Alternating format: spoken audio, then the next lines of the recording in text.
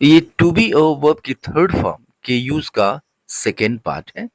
जिन्होंने इसका first part नहीं देखा है, लिंक डिस्क्रिप्शन बॉक्स में मिलेगा, वहां से आप जाके इसे देख सकते हैं और जरूर देखें अगर अच्छी तरह से समझना चाहते हैं तो। और टू बी प्लस वर्ब की थर्ड फॉर्म, इसका यूज हम इन वर्ब्स के साथ देखेंगे, समझेंगे। सो लेट अस बिगिन, आइए शुरू करते हैं इस वीडियो को। और ये फर्स्ट वर्ड लेते हैं, फर्स्ट वर्ब नीड। ठीक है। अब नीड का मतलब होता है जरूरी होना या फिर आवश्यक होना। Need to be plus verb की third form.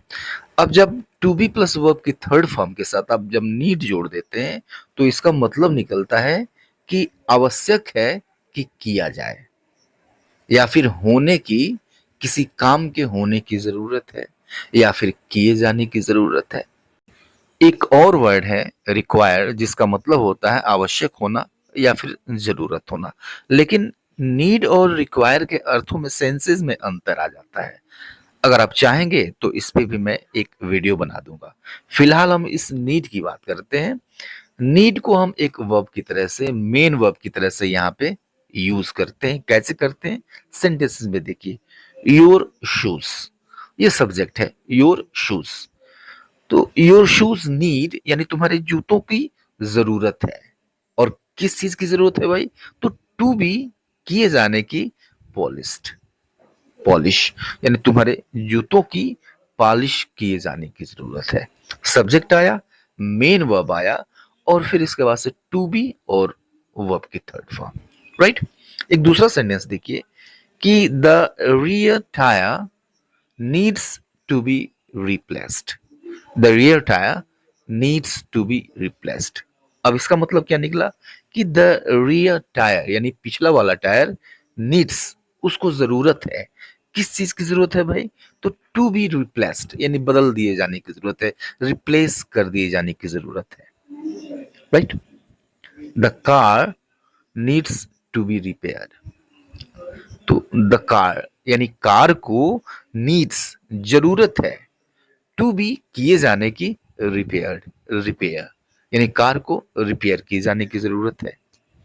The room needs to be cleaned. The room यानी रूम को, नीड्स जरूरत है, टू बी क्लीन्ड साफ किए जाने की। तो यहां पर आप देख रहे हैं सभी में हमने नीड को एक मेन वर्ब की तरह से यूज किया है। राइट। और फिर उसके बाद आया है क्या किए जाने की जरूरत है, यह चीज बता रहा है टू बी और वर्ब की थर्ड फॉर्म। आइए नेक्स्ट देखते हैं, to be likely, to be plus verb की थर्ड फॉर्म। अब जब हम लाइकली जोड़ देते हैं, इस लाइकली का मतलब होता है कि किसी काम के होने की संभावना बताना। ठीक है। यानी कोई चीज संभावित है कि वो होगा, किसी काम के होने की या फिर किए जाने की संभावना। जब ये टू बी के साथ वर्ब की थर्ड फॉर्म के साथ ये जुड़ जाता है तो निकलता है इसका अर्थ किसी काम के होने के या फिर किए जाने की संभावना।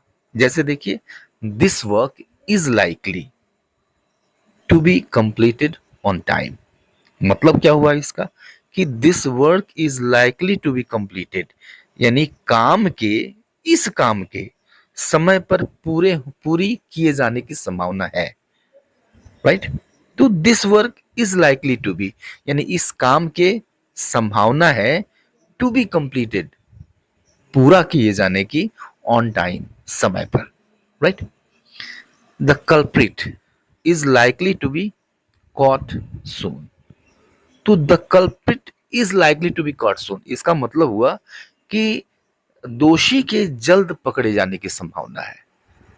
पकड़े जाने की संभावना है या फिर पकड़ लिए जाने की संभावना है। The rules are likely to be changed. The rules are likely to be changed यानी नियमों में बदलाव किए जाने की संभावना है या फिर नियमों के बदले जाने की संभावना है। The decision is likely to be challenged in the court.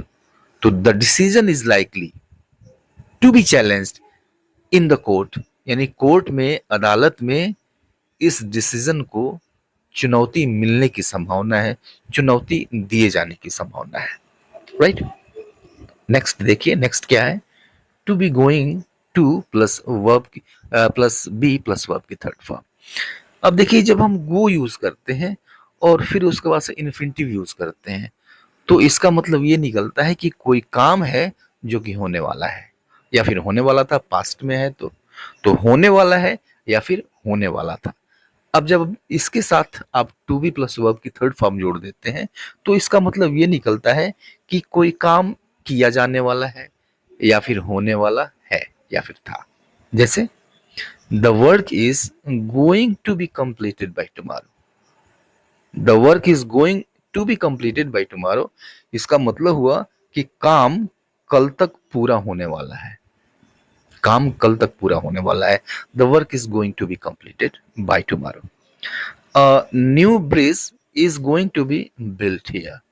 तो अ न्यू ब्रिज, एक नया ब्रिज, एक नया पुल, is going to be built, बनने जा रहा है या फिर बनाया जाने वाला है, हियर, यहां पर। तो एक नया पुल यहां बनाया जाने वाला है। The rules are going to be changed soon, इसका मतलब हुआ द रूल्स यानी नियम are going to be changed, बदले जाने वाले हैं, सून जल्दी ही, नियम जल्द बदले जाने वाले हैं। These documents going to be checked tomorrow. These documents यानी ये दस्तावेज are going to be checked, वो चेक किए जाने वाले हैं, टुमारो, कल। ये दस्तावेज कल चेक किए जाने वाले हैं, चेक होने वाले हैं। तो किए जाने वाले हैं या फिर होने वाले हैं, दोनों का मतलब एक ही है। तो going to plus be plus verb की थर्ड फॉर्म ये बताता है। नेक्स्ट देखिए, जब हम हैव, हैज या हैड के साथ टू बी प्लस वर्ब की थर्ड फॉर्म यूज करते हैं। अब देखिए कि अगर कोई आप काम करते हैं और वह बाहरी दबाव में होता है, वो दबाव किसी भी तरह का हो सकता है, जो प्रेशर है वो बाहर से है और उस वजह से आप करते हैं, तो हैज, हैव या हैड यूज करते हैं, फिर उसके बाद से इन्फिनिटिव यूज करते हैं। तो यहाँ पे इन्फिनिटिव हम यूज कर रहे हैं, पैसिव वॉइस में यूज कर रहे हैं, टू बी प्लस वर्ब की थर्ड फॉर्म के फॉर्म में यूज कर रहे हैं। तो हैज और हैव ये प्रेजेंट में यूज होगा, हैज सिंगुलर सब्जेक्ट के साथ, हैव प्लूरल सब्जेक्ट के साथ, आई और यू के साथ यूज किया जाता है प्रेजेंट में। हैड यूज हम करते हैं सभी तरह के सब्जेक्ट के साथ पास्ट में।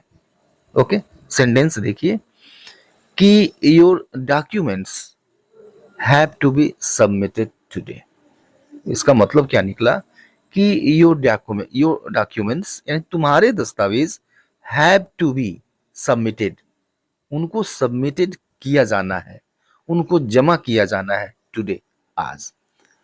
मतलब इसका निकला कि जब हम इसको हैज, हैव, हैड के साथ टू बी प्लस वर्ब की थर्ड फॉर्म यूज करते हैं, तो इसका मतलब निकलता है कि कोई काम किया जाना है या फिर किसी काम को होना है या फिर किया जाना था, ये भी हो सकता है। किया जाना पड़ा, ये भी हो सकता है। जैसे एक सेंटेंस और देखिए कि this work has to be done today. तो दिस वर्क यानी यह काम हैज टू बी डन यानी किया जाना है, टुडे, आज, यह काम आज किया जाना है, this work has to be done today. These children have to be vaccinated. इसका मतलब निकला कि दी चिल्ड्रन यानी इन बच्चों को हैव टू बी वैक्सीनेटेड, टीका लगाया जाना है या फिर टीका लगना है, दोनों का मतलब एक ही है, the children have to be vaccinated. और ये लास्ट सेंटेंस देखिए कि the rules had to be changed. The rules had to be changed यानी नियमों को बदलना पड़ा, राइट। तो जब आप हैज, हैव या फिर हैड के साथ इन्फिनिटिव यूज करते हैं, एक्टिव हो पैसिव हो, तो ये पता चलता है उससे कि कोई काम हो रहा है, कोई काम किया गया या फिर कोई काम होता है किसी बाहरी प्रेशर की वजह से।